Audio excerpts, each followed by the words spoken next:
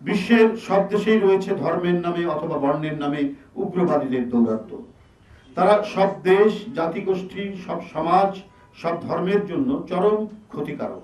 দুঃখের বিষয় হলো কিছু ধর্মীয় উগ্রবাদী ক্ষুদ্র গোষ্ঠী ভারতের চরম সাম্প্রদায়িক সংগঠন বিজেপির প্রত্যক্ষ মদদে উস্কানিতে বাংলাদেশে অস্থিরতা সৃষ্টির অপচেষ্টা চালাচ্ছে।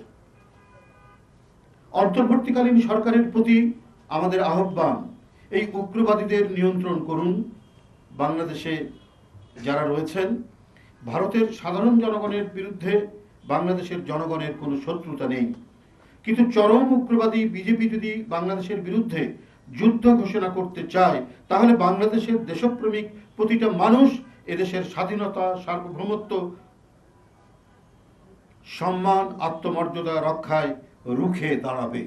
তার আগে উগ্রবাদী সন্ত্রাসীরা বিজেপি সরকারের উস্কানিতে আইন প্রয়োগকারী সংস্থার সদস্যদের নিষ্ক্রিয় উপস্থিতিতে আগরতলার কুঞ্জবনে অবস্থিত বাংলাদেশের সহকারী হাই কমিশনে নারকীয় হামলা, জাতীয় পতাকা ছিঁড়ে আগুন, পতাকার খুঁটি ভাঙচুর, সহকারী হাই কমিশনের অভ্যন্তরের সম্পত্তি ক্ষতিগ্রস্ত করে।